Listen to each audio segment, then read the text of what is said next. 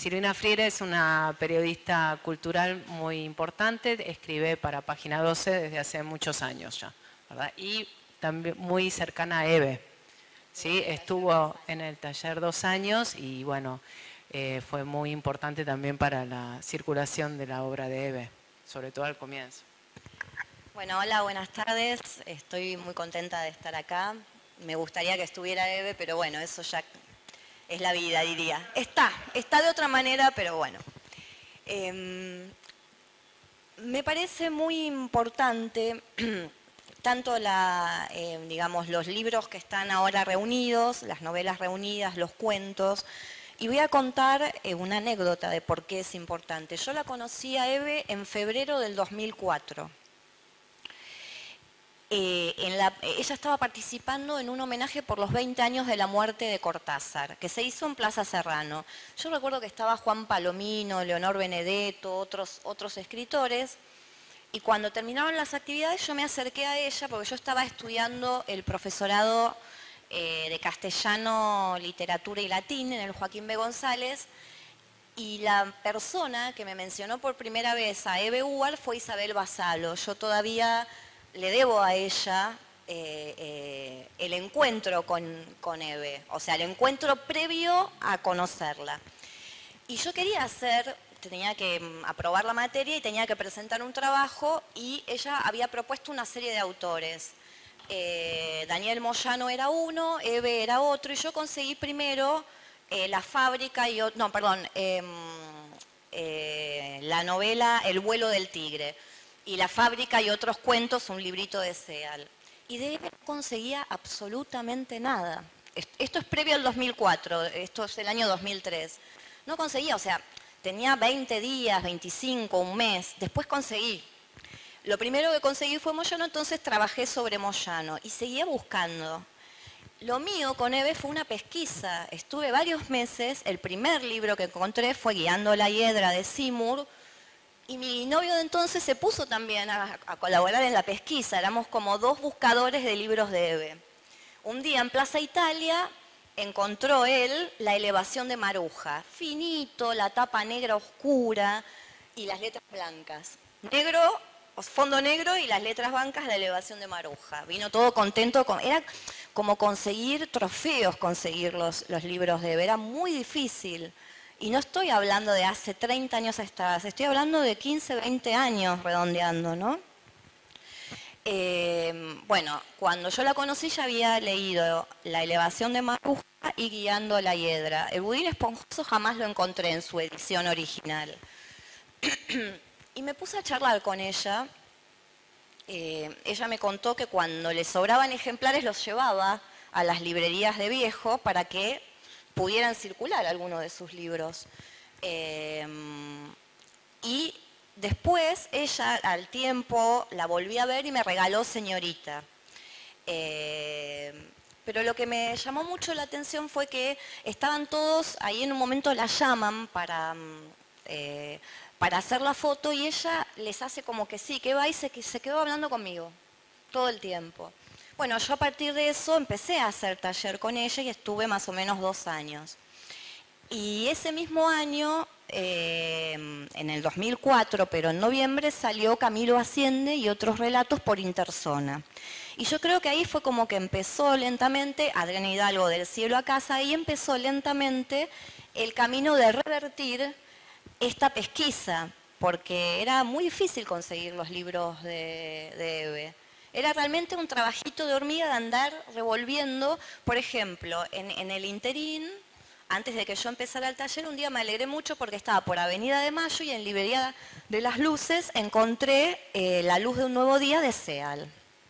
Y así, ¿no? Podría ir contando lo que fui consiguiendo en el camino. Mudanzas también lo conseguí, pero como lo había publicado por Mondadori, era también más fácil, había que buscar en más librerías, ¿no? Y ella creo que me había mencionado una librería de la calle Medrano, que no recuerdo el nombre, y otra, El Gaucho, que me parece que ya no existe más, sobre la calle Boyacá, donde ella llevaba a veces libros suyos para canjear por otros, ¿no? Entonces, las novelas reunidas, los cuentos, es como para mí un trabajo de ordenar esta dispersión que hay, porque a partir de que Eve empieza con Interzona, con Adriana Hidalgo y después los relatos reunidos, escogidos, el de Alfaguara, previo en el 2010, era muy disperso encontrar los libros de ella, ¿no? Era como una actividad compleja y complicada. Entonces, me parece que era necesario este ordenamiento porque hay una buena parte de la obra de Eve, sobre todo la década del 70 y el 80, que es la que estaba de más difícil acceso. Lo que produjo hacia fines de los 90 y años 2000 ya no tanto, ¿no? Entonces, en esa dificultad está el budín esponjoso, está la elevación de Maruja, está Camilo Asciende, todos libros que no eran fáciles de conseguir, entre otros, ¿no? Estoy hablando de novelas breves y cuentos. Así que lo primero para destacar es que era necesario porque produce un ordenamiento. Podemos ir leyendo sus tres vertientes, las novelas o narraciones breves, los cuentos y las crónicas, digamos, cronológicamente o de menor a mayor, si se quieren, pero ordenado. Ya no tenemos que andar haciendo esta tarea de pesquisa o en todo caso seguir buscando, porque a mí soy muy fetichista y me gustan mucho las ediciones de los libros. Entonces, bueno, algún día sueño con que voy a encontrar algún ejemplar del budín esponjoso, ¿no? Eso por un lado. Por otro, lo que estuve viendo, haciendo un trabajo de relectura, fue algo que se me perdió un poco cuando la leí por primera vez, y es que las novelas reunidas me hicieron ver algo que tiene que ver con lo que yo creo que es con el concepto de elevación y ascenso, ¿no? Que es una zona de Eve en los cuentos, en su narrativa. Personajes que a través de, en general tiene que ver con la educación o con una actividad artística, aspiran a estar en un mejor lugar, ¿no? Eso no lo había visto yo antes. La edición de Adriana Hidalgo me permitió ver esto, ¿no? Que yo creo que es en el fondo el tratamiento desde los personajes de ficción de algo que tiene que ver con la Eve docente. Yo pienso, por ejemplo, que nunca en la narrativa de Eve hay una escritora pontificando o con el dedito, lo que uno diría la maestra, ese imaginario de maestra Sirvela, jamás. Sin embargo, esta idea de elevación sí me parece que es muy de alguien que ha estado toda su vida involucrada con la enseñanza, ya sea como maestra en la escuela primaria, o sea, que ha pasado por la experiencia de la educación en la universidad y en los talleres. Creo que ese es el modo que ella encuentra en estos personajes de contar historias muy agudas, muy intensas, con mucha perspicacia, de algo que es muy fuerte en el imaginario argentino, que es la movilidad social ascendente, ¿no? Y que eso se logra a través de la educación. Por ejemplo, en la elevación de Maruja, incluso, si me pongo un poco más teórica, entre comillas, está el viaje a París, que hablaba David Viñas, ¿no? que decía que eso era lo que un poco era la necesidad de los escritores de viajar a París como el viaje consagratorio, ¿no? Bueno, acá el personaje de Maruja estaría haciendo lo mismo, pero porque quiere elevarse. Y el viaje a París es parte también un poco de esa elevación. Y eso lo descubrí ahora con la lectura que me permitió todo reunido y no los fragmentos separados. Hay algo también que me parece re interesante. Adriana rescata, la edición de Adriana Hidalgo de los cuentos, rescata el discurso de Eve cuando recibió el premio en Chile, el premio Manuel Rojas. Y también esa es una faceta que me parece muy interesante, ¿no? La Eve que recibe un premio y que habla de un autor que la sorprende, ¿no? Que no es un autor que daba en sus talleres, Manuel Rojas, y que de pronto dice, pero ¿cómo no lo descubrí antes? Y también aparece la actitud de Eve como escritora y como narradora, cuando señala, yo soy muy mala para repetir literalmente una frase, pero cuando señala, no le gustan los cuentos que tienen escritores o los personajes escritores, y a continuación recuerda una frase de Catherine Manfield que es: cuando me jacto o me inflo mucho por un párrafo que me sale, el siguiente me sale mal o es un espanto, ¿no? ¿Y qué es eso? Es la actitud de una narradora que siempre está mirando, y eso también para mí tiene que ver con esta categoría de la elevación y el ascenso social, siempre está mirando de abajo hacia arriba, de arriba hacia abajo y hacia los costados. No sé si todos estuvieron y vieron el video de Así hago yo, ¿no? Cuando ella habla de la suricata, está hablando también del animal, de cómo mira el animal y de cómo mira ella también. O sea, a mí el video me parece impresionante porque es una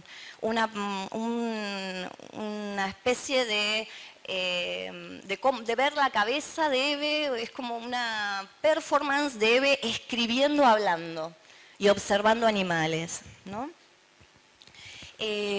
Bueno, después también hay todo un trabajo, eso creo que es una zona muy, muy visitada, pero qué importante que es el tema de cómo ella trabaja el oído. Y también con el trabajo del oído me vuelve a la idea de elevación. El cuento de Leonor y lo de por delantear, la palabra por delantear, que es un gran hallazgo de ella, es ¿por qué sale? ¿Por qué surge esa palabra? Porque Leonor, que es una señora que trabaja como empleada doméstica, limpiando casas, los hijos empiezan a estudiar y la van a por delantear, van a estar por delante de ella.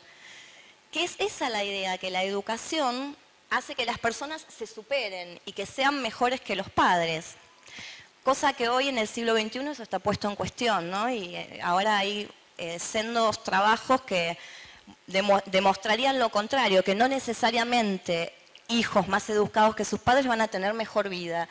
Pero en el imaginario en el que estuvo formada Eve, indudablemente esa era la forma de movilidad, la educación, ¿no? La movilidad principal. Así que hasta incluso cuando escuchaba, también estaba escuchando ese oído fino, pescando estas sutilezas de la lengua, ¿no? Que son también sutilezas de la movilidad social en el habla, ¿no? Así que bueno, yo no me quiero extender mucho porque yo creo que ellos van a tener más cosas que decir. Me parece que leerla a Eve, y podría seguir porque tengo como más, pero después si no en todo caso los dejo hablar ellos y vuelvo sobre alguna otra cuestión. Leerla a Eve en esta serie breve, novelas breves y cuentos, permite como encontrar otras cuestiones, permite encontrar una fluidez y una unidad que uno adivinaba y sabía que estaba, pero que de la otra manera estaba más suelta y dispersa, más fragmentaria. Hay una unidad que tiene que ver con esta zona que yo encontré, que podría extenderla a varios cuentos, pero digo, la dejo así con estos ejemplos, y todo el trabajo fino del oído de Eve en la narrativa, en las crónicas y en los cuentos. Bueno, el tema de la observación, los registros minuciosos de, por ejemplo, que hay que comprar con método, ¿no? Porque la última que leí más y que tengo como muy fresca, tiene perlitas, la elevación de Maruja, esa idea de que hay que comprar con método, ¿no? No así al tum-tum, que dice uno de los personajes, creo que es Arturo, ¿no? Hasta en esos pequeños detalles aparece una mirada que desde una pequeña escena o una pequeña idea abre las puertas hacia completar un mundo muy muy amable, muy, amable en el sentido que nunca es denso ni complejo, pero muy profundo, ¿no? Muy de aspiraciones mucho más hondas de lo que descubrimos a simple vista. Así que bueno, eso era lo que quería felicitar a la editorial por el trabajo que está haciendo y por darle una unidad a una obra que es muy importante que esté de la manera en que se está presentando. Y bueno, estoy muy contenta y emocionada también.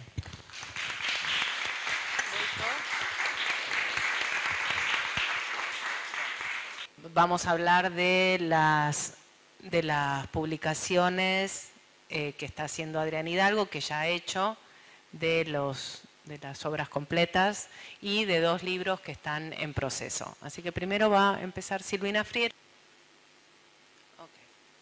Okay. Bueno, Eduardo y yo vamos a presentar ahora un poco los proyectos. Bueno, aparte del cuentos completos y novelas completas, el año que viene va a salir un tomo con las crónicas completas, donde aparecen crónicas inéditas que no habían sido incluidas en sus publicaciones anteriores, que son las últimas crónicas que escribió y otras que no habían quedado registradas en libro.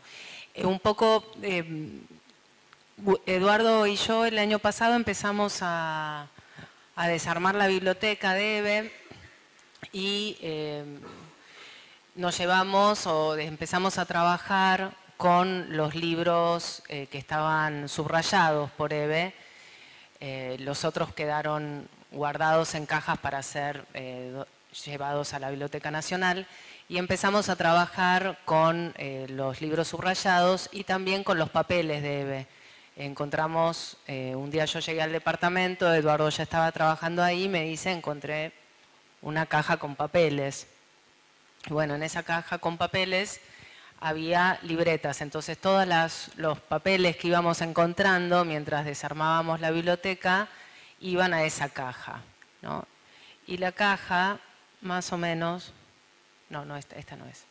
No voy a hacer muy largo, hay muchas, porque un poco ya lo comenté yo en la presentación que hice al comienzo.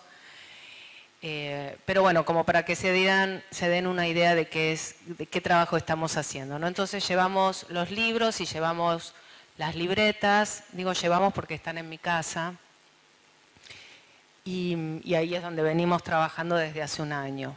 No sé si ahí se alcanza a ver, bueno, esos más o menos son las libretas de EVE. A partir de empezar a trabajar con el archivo, surgieron 2 proyectos que a Adrián Hidalgo le interesó, digamos, alentar y que lo trabajáramos. Uno es el cuaderno de notas, de ese voy a hablar yo un poquito ahora, y Eduardo va a contar sobre el cuaderno de lecturas, que serían 2 libros que esperamos que podamos terminar pronto. Bueno, en esta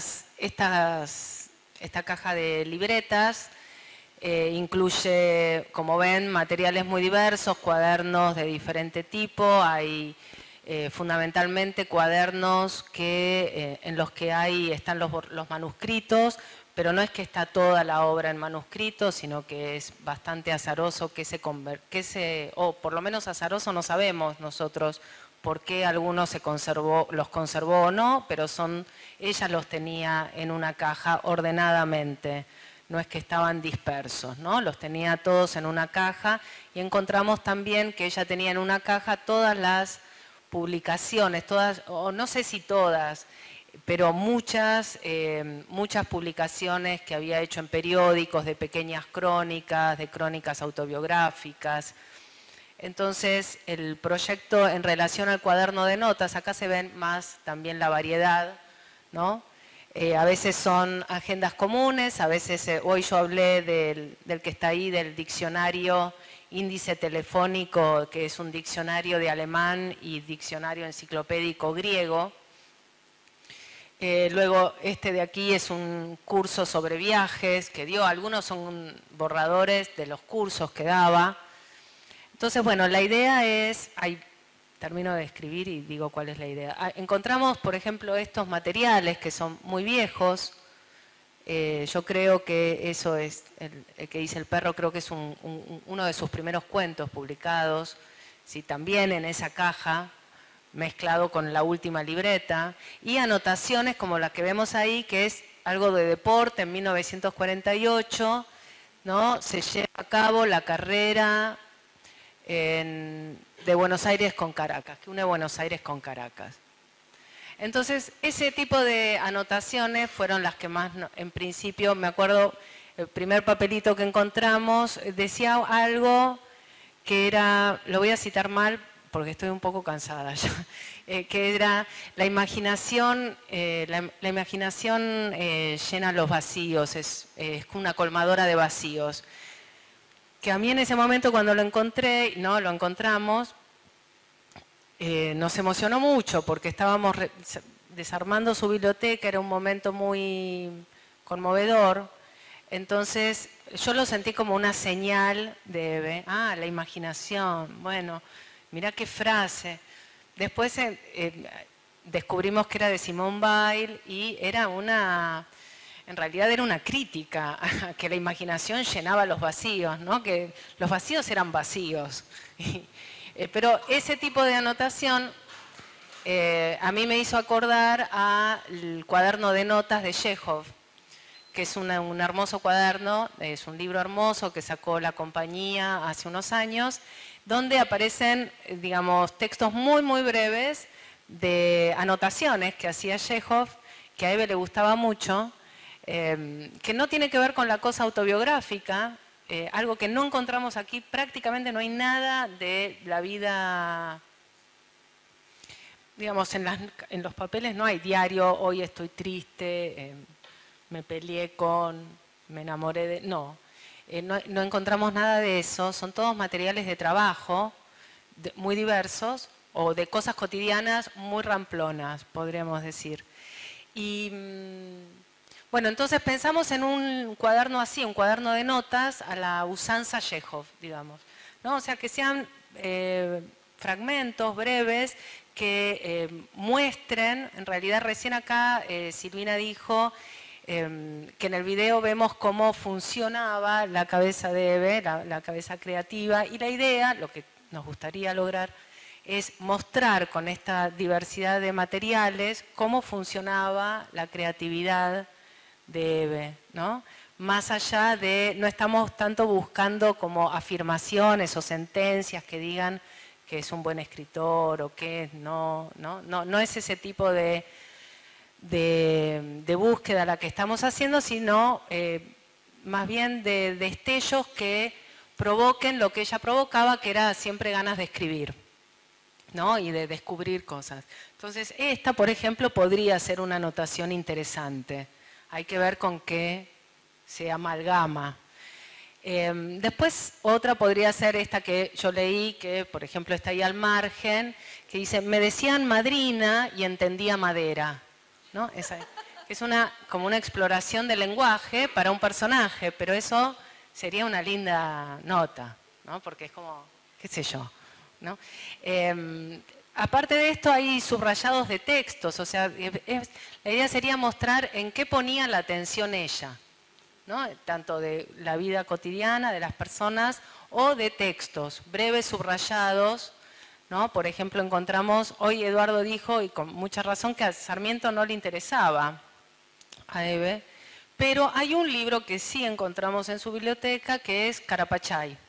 Y en Carapachay hay un subrayado, solo uno, que es cuando Sarmiento tiene el delirio de que los troncos vengan del desarrollo industrial fluvial y que los troncos van a venir por el río hacia Buenos Aires y el progreso. Bueno, ese detalle, nada, es un subrayado. Después, entre otros materiales, encontramos 2 nouvelles inéditas y una de ellas, que es Benny, el personaje, tiene este delirio de hacer venir troncos por el río Paraná. Dijimos, caramba, ¿dónde fue el subrayado? ¿No? Bueno, esas cosas nos dan ilusión. Y pensamos que quizás podemos hacer un lindo proyecto con estas notas de EVE. También, algunos sí y otros no. No, la mayoría no. Los vamos así como rastreando por los textos de los que habla, ¿no? Pero algunos sí. Uno dice 2008. Ah, bueno, pero si no, no necesariamente. Bueno, esa es la idea. Además, ahí hemos encontrado, algunas personas nos han acercado también materiales, como Leopoldo Brizuela, que hace unos meses nos dice, bueno, encontré algo de Eve en mi casa, que era el discurso que ella había dado en Frankfurt. Cosa que pensábamos revisando los materiales, bueno, esa idea a la que Eve siempre también volvía, que era esta idea de luchar contra la obsesión, ¿no? Que la obsesión como un camino que puede llevar a una especie de acumulación improductiva, como a una especie de archivo en el que no necesariamente esté el deseo, que no necesariamente esté el propio sujeto. Así que bueno, dentro de todos estos materiales tratamos de no tomar una actitud obsesiva, en el sentido de si tiene que estar todo, desde la nota que tiene que ir a comprar algo a la tarde, sino realmente tratar de, siempre hay hasta cierto punto no deja de haber una decisión de uno, pero mantener una cierta frescura en cuanto a decir, bueno, acá está realmente la voz de Eve, acá la propia Eve está como sujeto en esto que está acá escribiendo.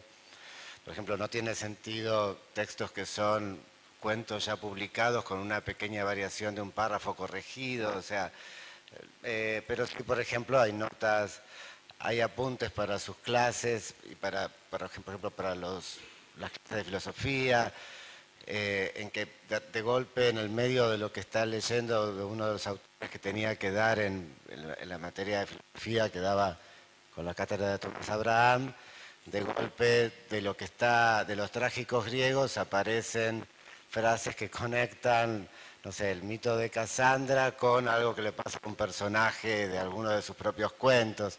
O sea, esas pequeñas derivas que son lindas y donde se ve como un poco el germen de sus propias obras, ¿no? También. Bueno, como decía, por un lado está el cuaderno de notas, que es todas estas anotaciones de diverso tipo.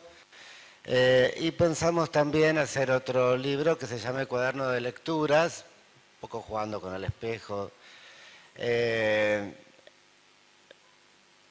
Y en esto de cuaderno de lecturas tiene que ver con los textos que ella leía y que para ella era muy valioso como hasta forma de comunicarse con otros, no solo porque los daban los talleres, sino era muy común que ante una visita ella a veces revoleaba libros, como decía, de libros que no le interesaba tener, se los sacaba de encima, pero, por ejemplo, que podía ser un libro de un valor económico importante, pero que le llegó y no le interesaba, pero también, por ejemplo, con todo amor te daba unas fotocopias maltrechas, en la que había un cuento popular ecuatoriano, una belleza que había encontrado, y bueno, porque no tenía el fetichismo de la hermosa edición, de la primera edición, simplemente había como, ahí encontró algo y sabía mirar y seleccionar y lo compartía como por el texto en sí mismo, ¿no? De lo que ese texto decía. Y bueno, la lista de lecturas es variada. Una cosa que me parece interesante, que su biblioteca, uno ve las bibliotecas de mucha gente que se transforman a veces en mega archivos de cosas que por las dudas quedan ahí, de letra muerta, podríamos decir. Bueno, en la biblioteca de Eve no hay letra muerta, o sea, están los libros que le interesaba tener, están los libros marcados en las partes más vivas de esa letra impresa, y bueno, eso da un material valioso. Hola, sí. da un material valioso porque en esos libros que conservó, en esos textos que marcó dentro de los libros, está realmente su voz, ¿no?, en esa selección. Por ejemplo, hay todo un corpus de animales. Los subrayados de Lorenz, los subrayados del libro de Clemente Onelli que aparece tan mencionados. Aparece todo un conjunto de textos sobre la cuestión indígena. Aparece mucho ensayo sobre el siglo XIX. Aparecen textos de filosofía con los que está trabajando José Fraguas, uno de los organizadores de estas jornadas también. Aparece mucha literatura contemporánea, nueva y nuevísima. O sea, leía lo más reciente con el mismo interés con el que leía textos anteriores. Para cerrar, voy a leer solo 4 párrafos tomados de 4 libros, un poco casi aleatoriamente, pero de los que sé que a ella más le interesó.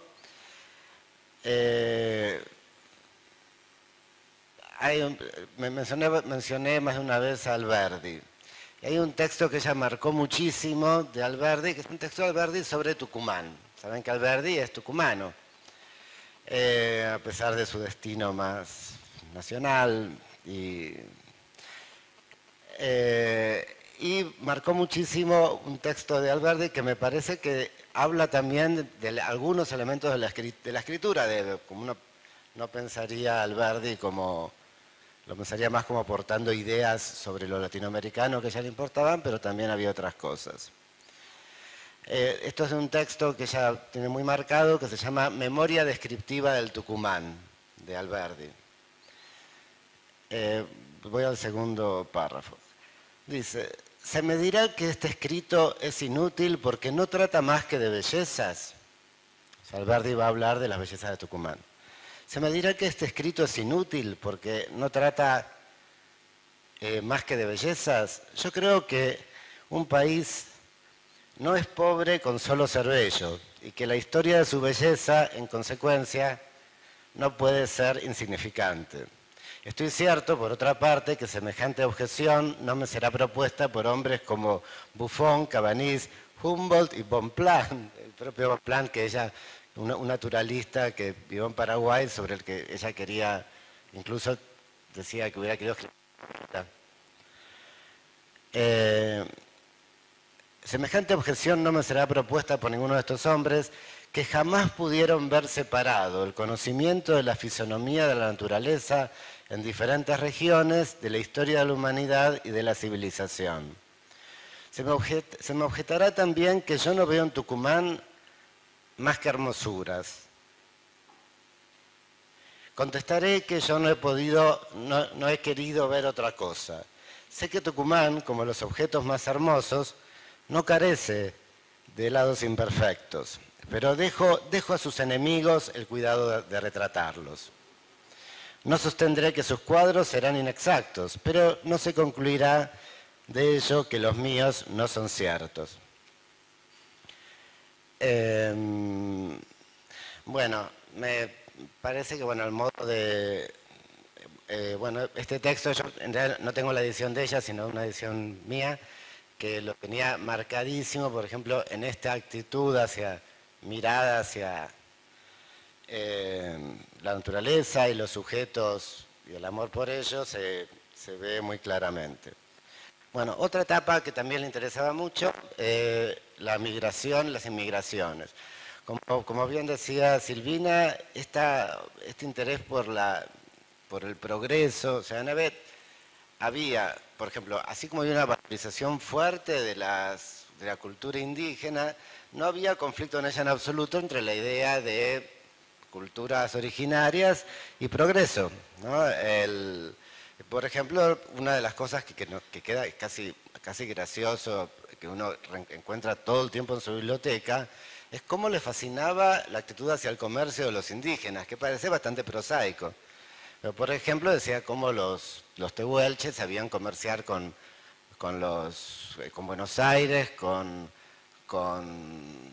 Chile, y todo ese tránsito y ese tráfico también hay como una idea de lo latinoamericano fluida en la que se integraba también lo lo indígena, ¿no? Que no quedaba fuera. Bueno, también tiene una mirada interesada y fuerte sobre las grandes migraciones de principios del siglo XX, de aquellas descendientes. Y bueno, lo que quería leer es un texto, un poco también,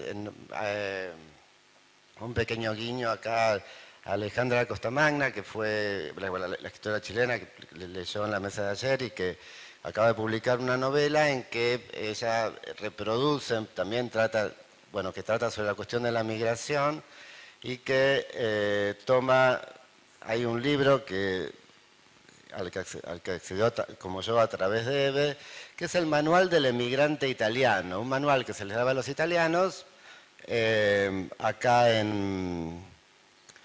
cuando llegaban a Buenos Aires para que pudieran ser buenos ciudadanos argentinos o por lo menos integrarse. ¿Querés leer alguna de las líneas, Alejandra, ya que la mayoría de la gente acá no estuvo ayer?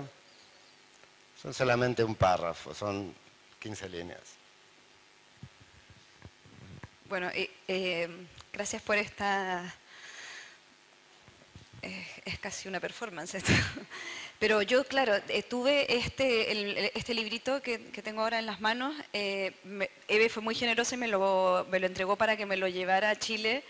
Y yo le dije, te lo devuelvo inmediatamente porque me empecé a dar cuenta de todos los subrayados que tenía y lo importante que era para ella. Así que volvió inmediatamente. Dice, sobre los hábitos del que vive en Buenos Aires. Bueno, y hay una pequeña introducción que dice, país que vas, hábito que encuentras, dice el proverbio. No es superfluo conocer algunos de estos hábitos para prevenir errores. 1. Cuando una banda musical entona el himno nacional, todos los presentes se descubren la cabeza en señal de reverencia. 2. A cualquier mujer, sea una dama o una lavandera, se le dice habitualmente señora. Llamar a una donna del pueblo mujer no suena bien, ya que equivale a decir hembra. 3. Para llamar a la gente en la entrada de la casa o cuando la puerta está abierta, no se golpea ni se grita, se baten 3 veces las palmas de las manos. 4. Para llamar a un carruaje o para avisar desde lejos al conductor de un tranvía para que pare, no se dice ps, ps, ps, que es poco sonoro, sino psho, psho. 5. En los cafés o en las confiterías hay siempre un lugar especial para las señoras. Son admitidos solo los hombres que las acompañan. 6. En un café o restaurante se llama al camarero batiendo las palmas 2 veces y agregando inmediatamente la llamada de mozo, que quiere decir camarero. No se golpea sobre la mesa o el vaso.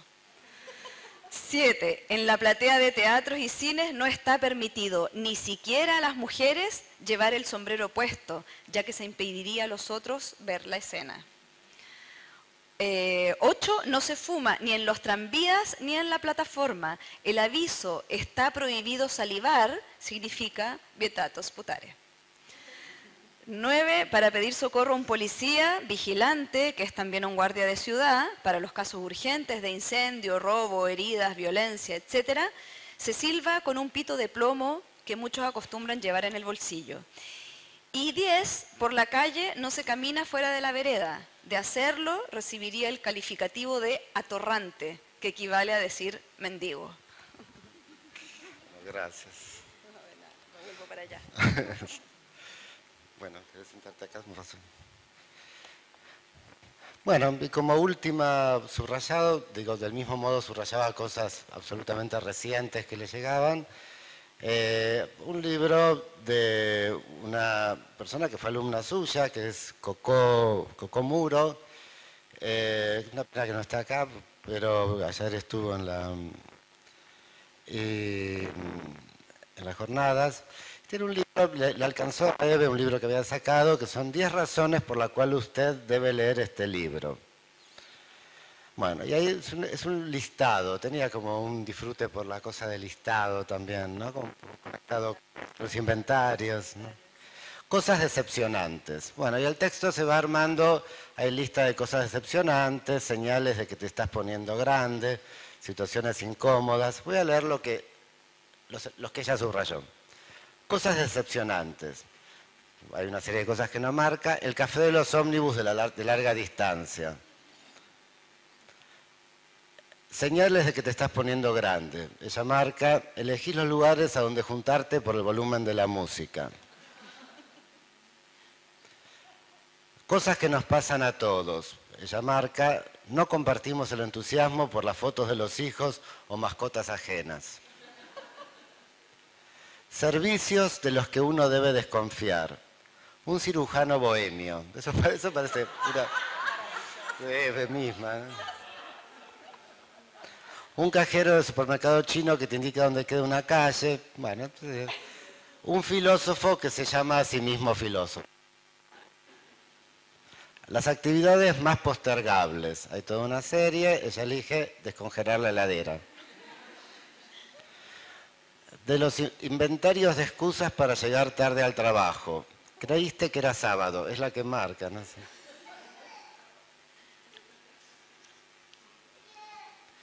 ...15 objetos que no faltan en una casa de familia. Esencia de vainilla, un tupper sin tapa. Cosas detestables, entre muchas otras cosas, en la que ella elige, alguien que se queja todo el tiempo.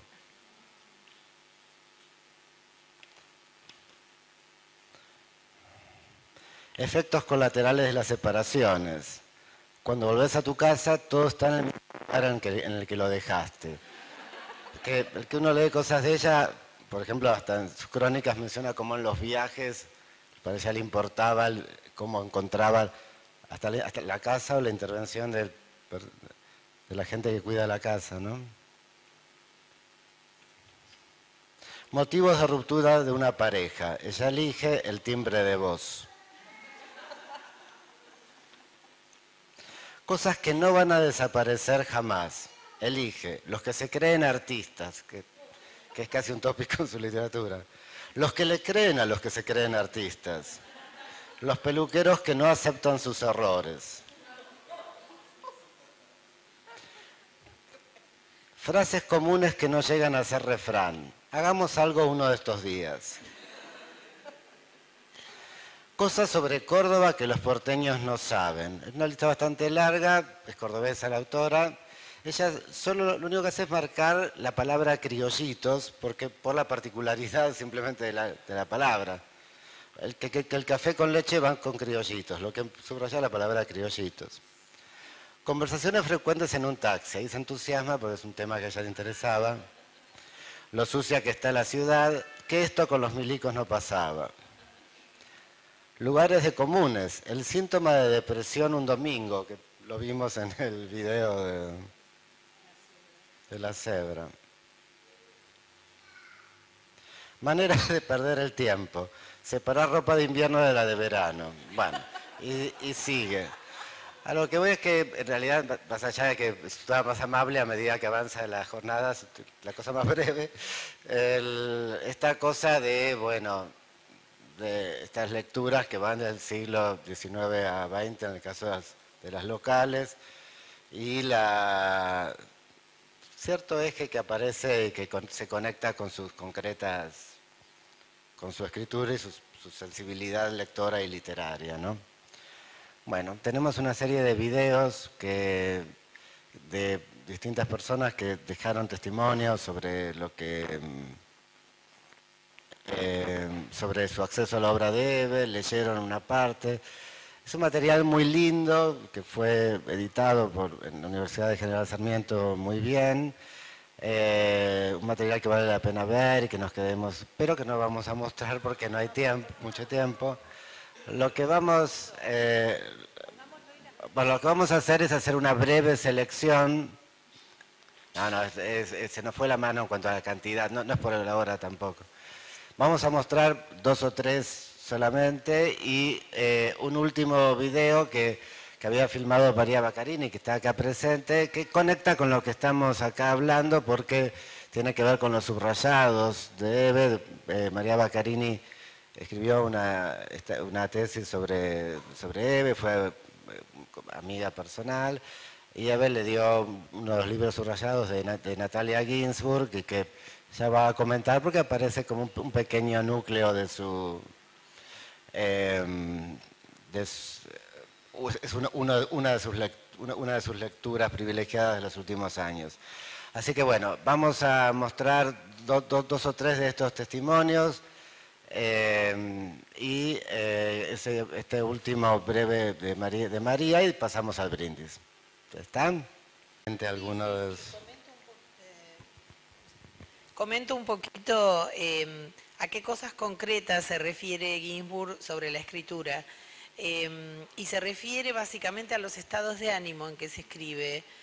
Si uno escribe cuando la vida, dice ella, no la ha traicionado, es feliz, esto además ella lo escribe al año siguiente de la muerte de su primer esposo a manos de los carceleros y torturado por judío y antifascista, ruso, judío y antifascista.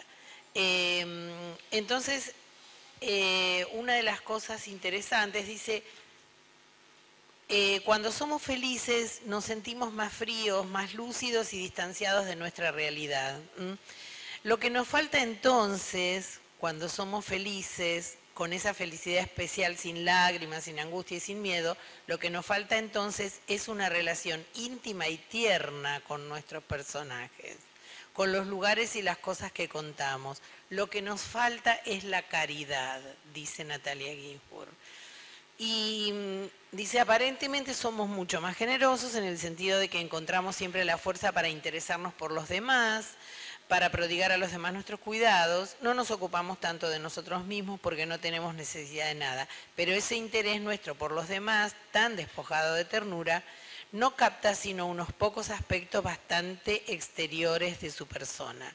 El mundo tiene para nosotros una sola dimensión, carece de secretos y sombras, el dolor nos es desconocido, lo que nos es desconocido logramos adivinarlo y crearlo en virtud de la fuerza fantástica que los anima, pero lo vemos siempre bajo la luz estéril y gélida de las cosas que no nos pertenecen, que no tienen raíces dentro de nosotros.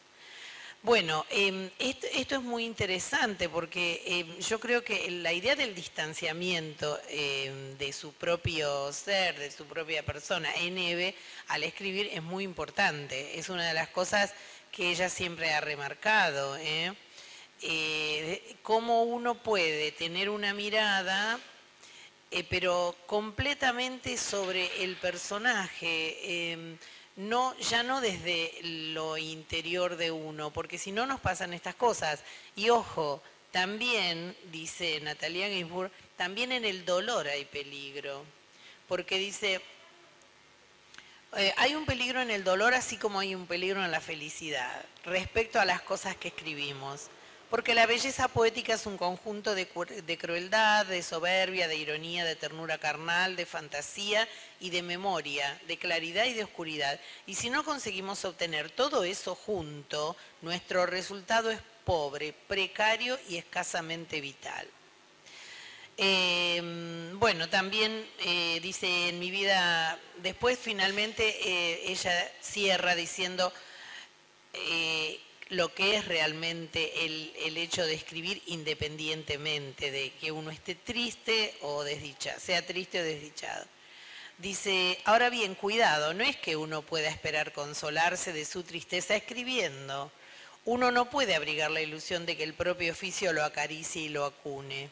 En mi vida hubo domingos interminables, desolados y desiertos, en los que deseaba ardientemente escribir algo para consolarme de la soledad y el aburrimiento, para ser acariciada y acunada por las palabras, por frases y palabras, pero no hubo manera de que me saliera una sola línea. Y acá empieza una marca de Eve. En estos casos mi oficio siempre me rechazó, no quiso saber nada de mí, porque este oficio no es nunca un consuelo o una distracción, no es una compañía, este oficio es un amo capaz de azotarnos hasta hacernos sangrar, un amo que grita y condena. Nosotros debemos tragar saliva y lágrimas, apretar los dientes, secar la sangre de nuestras heridas y servirlo cuando Él nos lo pide. La marca de Eve termina un poquito antes. Yo no sé, no me imagino a Eve pensando que ella era esclava de la escritura, ¿no? Como lo plantea un poco Ginsburg. Pero lo que sí es concreto acá y que sabemos de Eve es que ella siempre se distanciaba mucho de aquello que iba a escribir. Esto le permitía esa mirada al sesgo de la cual habla Graciela Esperanza. Claro, si uno mira como a contraluz o mira un poco más en los bordes de donde está fija la mirada, puede ver otras cosas que quizá no se ve cuando se mira en forma excesivamente directa. El distanciamiento de Eve es, no sé, poco visto en otros escritores, porque cuesta mucho imaginarla a ella expresando en su literatura algo personal, más allá de que hable de los parientes y todo esto, ¿no? Me parece que ella es muy, muy objetiva. Esto que dice de tener la rienda corta, es decir, que a media rienda, que lo decía el sobrino de Chekhov, al que ella lee mucho. ¿Qué quiere decir esto? ¿Qué se hace con la rienda corta? Cuando un jinete le tira la rienda al caballo, no quiere que el caballo se apresure, lo va deteniendo. Y bueno, ya está. Bueno, para ella escribir era eso, estar siempre atenta al momento de las cosas. Y terminamos acá.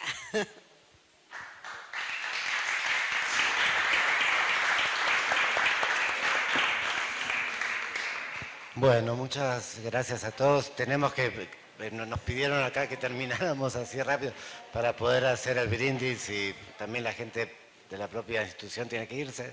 Bueno, muchas gracias a todos, a Nuayú, a todos los que colaboraron, acá, a Pía, a José y a todos. Nos vemos.